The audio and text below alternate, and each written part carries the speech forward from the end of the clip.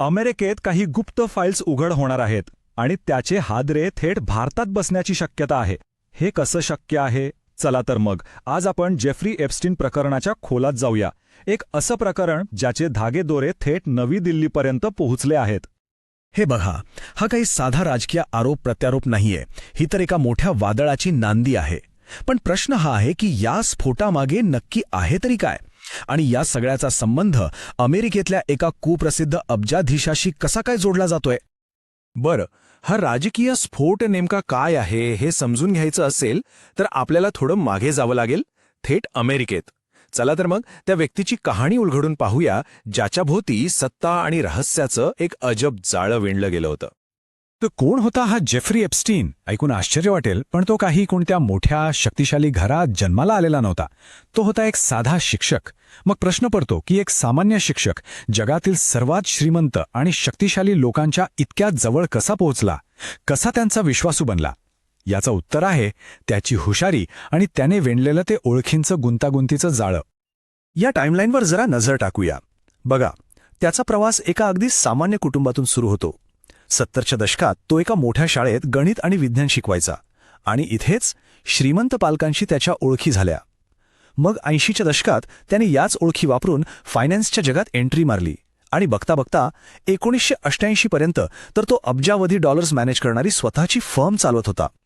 विचार करा, अवघ्या एका दशकात शाळेच्या वर्गातून थेट वॉल स्ट्रीटच्या टॉपवर. हा प्रवासच त्याच्या हुशारीचा आणि महत्वाकांक्षेचा पुरावा आहे.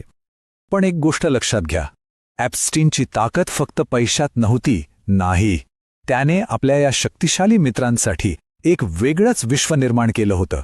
एक अशी दुनिया जिथे होती खासगी बेटं, खासगी जेट्स आणि अशा पार्ट्या जिथे बाहेरच्या जगाचे कोणतेच नियम लागू होत नव्हते.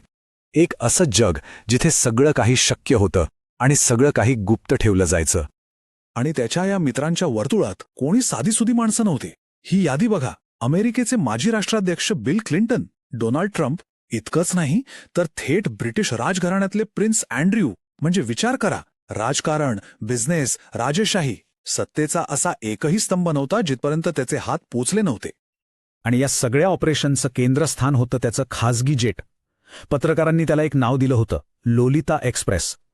हे फक्त विमान नव्हतं, तर हे एक असं माध्यम होतं जे त्याच्या शक्तिशाली मित्रांना त्याच्या त्या गुप्त बेटावर पोहोचवायचं. ते बेट जिथे अनेक धक्कादायक आणि वादग्रस्त गोष्टी घडल्याचे आरोप आहेत. पण म्हणतात ना, मोठमोठे किल्ले कधीकधी एका लहानशा सुरुंगामुळे ढासळतात.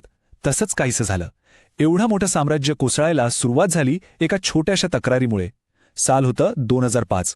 एका 14 वर्षांच्या मुलीच्या आईने हिंमत दाखवली आणि थेट पोलिसांकडे तक्रार केली. ही फक्त एक ठिणगी होती, पण या ठिणगीने लवकरच अशा वणव्याचं रूप घेतलं की त्यानंतर अनेक पीडित मुली पुढे येऊन बोलू लागल्या. आणि इथेच त्याच्या प्रभावाची, त्याच्या पॉवरची खरी कल्पना येते. विचार करा, 50 पेक्षा जास्त मुलींनी आरोप केले होते, तरीही त्याला शिक्षा झाली फक्त 13 महिन्यांची. त्याने पडद्यामागे एक गुप्त डील केली आणि अक्षरशः न्यायव्यवस्थेलाच वाकवलं. इतकी सौम्य शिक्षा. साहजिकच यामुळे पीडित आणि सामान्य लोकांमध्ये प्रचंड संतापाची लाट उसळली. पण ही गोष्ट इथेच थांबली नाही. काही वर्षांसाठी असं वाटलं की हे प्रकरण आता थंड झालंय, पण तसं नव्हतं. पडद्यामागे एक नवीन वादळ आकार घेत होतं.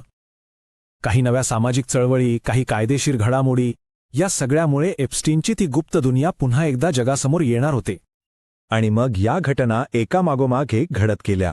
2017 मध्ये आली #MeToo चळवळ, जिने पीडितांना बोलायला बळ दिलं.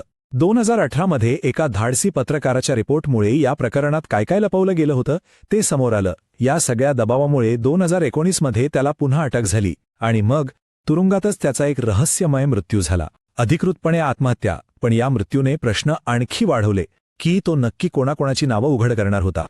आणि मग ह्या प्रकरणात एंट्री झाली 2 मोठ्या अब्जाधीशांची, इलॉन मस्क आणि डोनाल्ड ट्रम्प. त्यांच्यातला वाद इतका वाढला की मस्कने थेट एप्स्टीन फाईल्सचा उल्लेख करत ट्रम्प यांना एक प्रकारे धमकीच दिली. या हाय प्रोफाईल भांडणामुळे त्या गुप्त फाईल्स उघड करण्याचा दबाव आणखीनच वाढला. शेवटी या सगळ्या राजकीय आणि सार्वजनिक दबावाचा परिणाम झालाच. 21 नोव्हेंबरला एका अमेरिकन न्यायाधीशाने तो ऐतिहासिक निर्णय दिला ज्याची सगळेजण वाट पाहत होते. आदेश दिले गेले की एप्स्टीनच्या साथीदारांची नावं असलेल्या त्या सर्व गुप्त फाईल्स आता उघड करा. ज्या शक्तिशाली लोकांना वाटत होतं की त्यांची सगळी रहस्य कायमची दबून राहतील, त्यांच्या पायाखालची जमीनच सरकली. ठीक आहे, हे सगळं तर अमेरिकेत घडलं. पण मग अमेरिकेतल्या या भूकंपाचे हादरे हजारो मैल दूर आपल्या भारतात का बसत आहेत? हाच तो महत्वाचा प्रश्न आहे जो या आंतरराष्ट्रीय घोटाळ्याला थेट नवी दिल्लीच्या राजकारणाशी जोडतो. आता आपण येऊया या कथेच्या सर्वात वादग्रस्त आणि महत्वाच्या भागाकडे. भारतीय विरोधी पक्षांचा आरोप आहे की या प्रकरणाचे धागेदोरे सध्याच्या सरकारामधील एका मोठ्या आणि महत्वाच्या मंत्र्यांपर्यंत पोहोचलेले आहेत. हा मुख्य आरोप आहे केंद्रीय मंत्री हरदीप सिंग पुरी यांच्यावर. विरोधी पक्षांचं म्हणणं असं आहे की जेव्हा पुरी संयुक्त राष्ट्र म्हणजे UN मध्ये भारताचे प्रतिनिधी होते तेव्हा ॲप्स्टीनच्या लोकांनी त्यांच्याशी संपर्क साधला होता. आता UN मधलं पद हे आंतरराष्ट्रीय स्तरावर खूप महत्त्वाचं असतं, त्यामुळे ॲप्स्टीनच्या नेटवर्कसाठी ते एक महत्त्वाचं टार्गेट असू शकले असते असा दावा केला जातोय. आणि या आरोपामुळेच भारतात एक राजकीय वादळ उठलं आहे. विरोधी पक्ष याला सध्याच्या सरकारला कोंडीत पकडण्याची संधी म्हणून बघतोय, तर दुसरीकडे सत्ताधारी पक्षाचा बचाव असा आहे की हा संपर्क जेव्हा झाला असं म्हटलं जातंय म्हणजे 2012-13 साली, तेव्हा पुरी हे आधीच्या म्हणजे UPA सरकारच्या काळात काम करत होते. त्यामुळे याची जबाबदारी भाजप सरकारची नाही. आता हा आरोप प्रत्यारोपांचा खेळ त्या फाईल्स उघड्या झाल्यावर काय वळण घेणार हे पाहणं इंटरेस्टिंग ठरेल. तर मग हा निव्वळ निवडणुकीच्या तोंडावर उडवलेला राजकीय धुराळा आहे की यामागे खरंच काहीतरी मोठं आंतरराष्ट्रीय रहस्य दडलंय? या फाईल्स उघड झाल्यावर फक्त अमेरिकेतलेच नाही इतर भारतातलेही काही मोठे मासे गळाला लागणार का? या सगळ्या प्रश्नांची उत्तरं त्या गुप्त फाईल्समध्येच दडलेली आहेत आणि संपूर्ण जग ते सत्य बाहेर येण्याची श्वास रोखून वाट पाहत आहे.